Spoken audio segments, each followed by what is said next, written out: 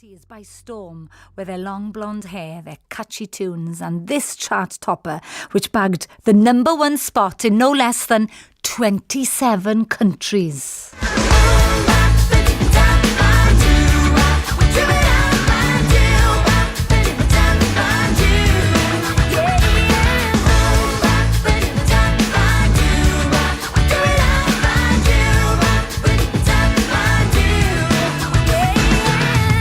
Oh, that was bop. What a tune. What a debut single from brothers Isaac, Taylor and Zach of the band HANSON, of course.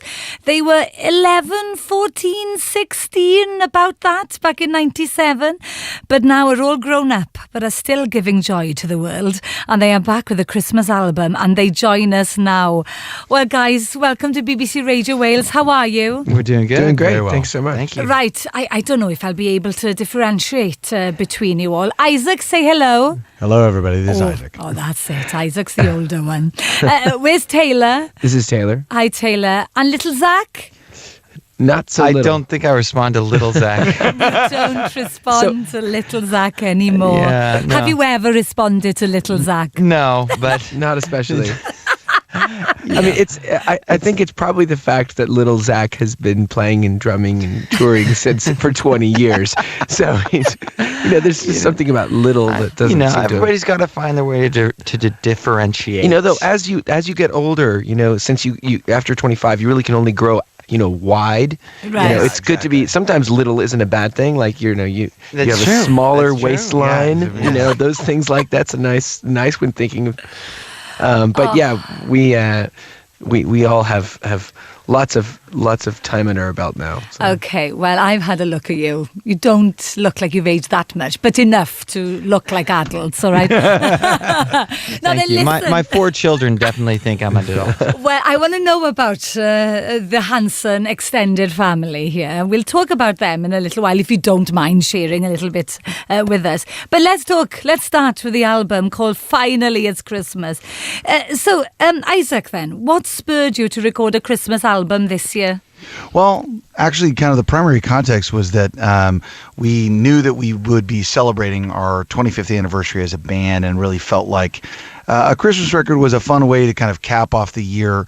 Also that, and the fact that 20 years ago this year, we did our first Christmas record as well. And so it felt kind of appropriate. You're talking about the anniversary, a way to mark both the bigger anniversary and also the one that kind of relates directly to our first Christmas record. And maybe most of all, we felt like it had been enough time that we could really invest ourselves on an artistic level into the Christmas record and really make a quality album, one that we were proud of and excited about making. And it was a lot of fun to do. Yeah, I will say too, the great thing as a musician approaching these Christmas albums, these songs, is you do get to try your hand at a lot of very famous arrangements by amazing artists. And it's both very daunting, but also inspiring to walk up to a Paul McCartney song or a Stevie Wonder song or a version, an arrangement that's made famous by Aretha Franklin or these artists you admire and try and figure out how to do them justice and leave your mark on them without also destroying the context of the song. You really want it to still feel like those classics, but with your own twist. Well, yes, your twist, and these tracks would have been classics before you were born, boys. Absolutely. You know what I mean? So would you have been listening to Elvis, His Blue Christmas, Stevie Wonder's Someday at Christmas, Aretha Franklin's Winter Wonderland growing up? We would Actually, have. we did. Yeah. We actually, I mean, I remember really clearly. There was actually a compilation record that was released by a record company called Rhino Records, and the Winter Wonderland version that was done by Aretha Franklin is on there. Someday at Christmas is also on there, and Blue Christmas. I mean, we were big Elvis fans. We grew up. Elvis would be actually one of the examples of artists that we looked at as young kids and said, "Wait a second, Elvis was a young man when he 17, first started really making music, and and when he broke out, he was in his late teens, early 20s. I mean, these are the kind of things, or people like Michael Jackson and the Jackson 5. You're looking at these references, and and they're encouraging to you to say, well, it's not impossible, for me as a young artist to actually, succeed and do this as a job. So yeah, we grew up listening to, late 50s, early 60s R&B and rock and roll, and that was very much a driver for us. The other thing is Christmas is in and of itself something that is about reminiscing and about nostalgia and looking back. And so I think most people, that generationally you skip backwards and you get to, rewind a little bit and think about your grandparents' time and your parents' time. And that's part of what, I think part of what is special about this time of year, even for people that aren't, celebrating it as a religious holiday. It's about coming together and rewinding and sort of thinking of your history, your own history and your own experiences and, times that have come before. And also, you are, you've brought or you've put together, you've written, you've produced, you've sung, you've performed, you've released original tunes that may be with us for the next 100, 200 years, like the classics that you've just spoken about, haven't you? We can only hope. Yes.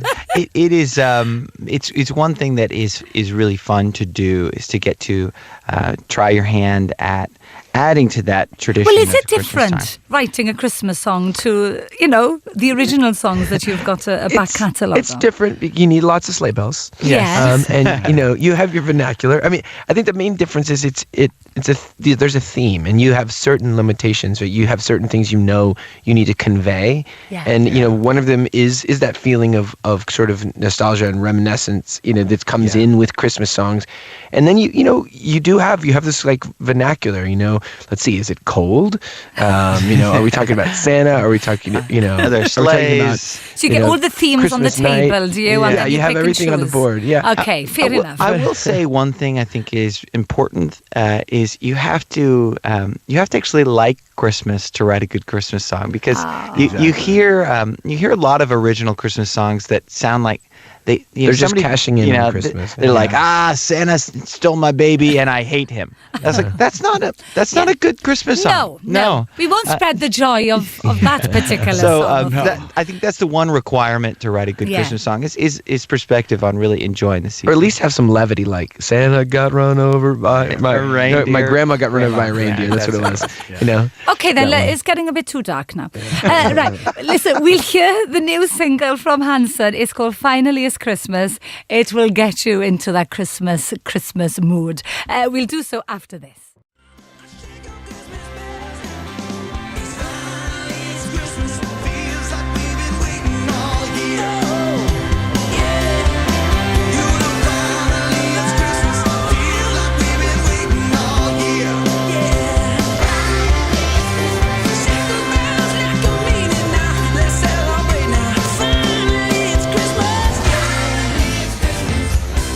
Oh my gosh, that was the brand new single, Finally It's Christmas, from the pop rock band HANSON from the new Christmas album. Oh, it's brilliant. It's very Beach Boys with the harmonies. Thank you. We take that as a huge compliment. Oh, yes, as a band of singers, with three vocalists, there aren't many bands these days that really have great harmonies. No. And so you really do have to look back at Beach Boys and three brothers in that band. Well, exactly. And you know what? I've only listened to it 3 times this morning, and I'm going do do do do do do. I'm doing it already. Oh, you know how to write a catchy tune, boys. Well, we try. That's.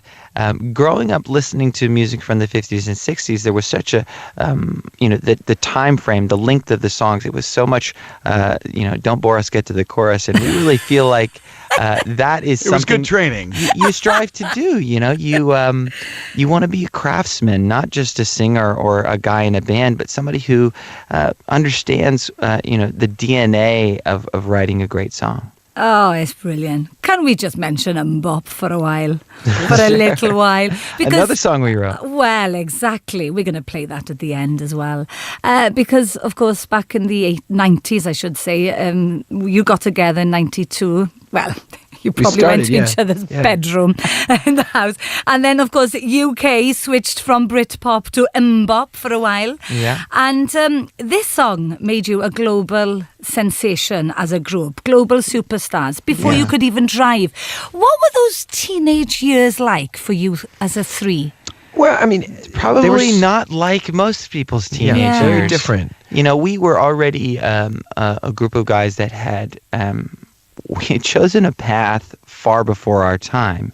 Mbop is about the idea that most things in life won't last, and that you have to really fight for those things that are important and choose them now. And so when you think about a band of guys, you know, I was 8 when we wrote that song, already writing songs about the fact that time is going to pass, and in an mbop, most everything that you have right now will be gone. Yeah. It's a reflection, I think, Gosh, of the you're fact wise, Taylor.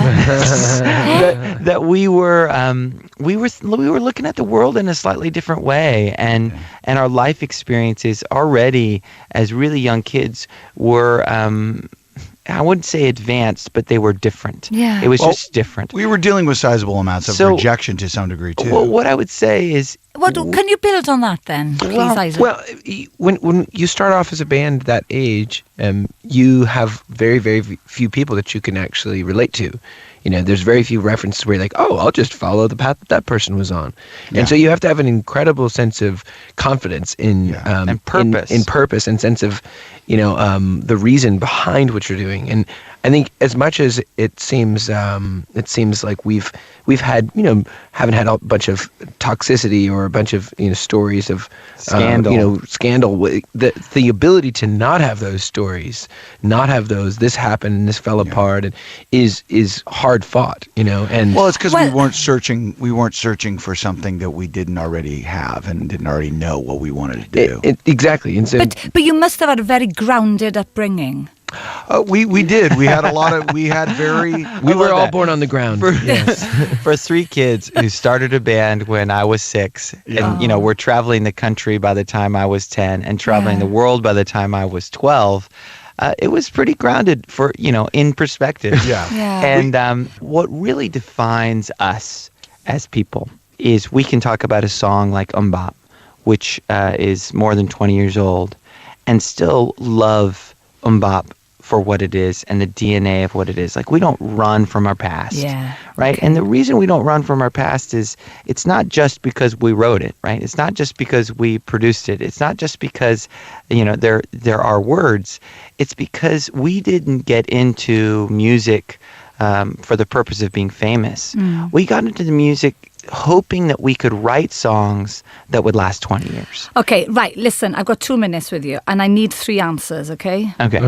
I have a brother who used to quarrel and fight all the time. Sure. Please tell me that you have quarrelled and fought over the years. Every day. Three times God a for day, that. breakfast, lunch, and dinner. No, but you do get on, don't you? You know? We have mutual Or respect. do you not? We have respect for each other, and I Okay. think that's the key thing. Yeah. Okay. It's not about really liking each other all the time. Oh, what a relief. Oh, gosh. It's a mutual.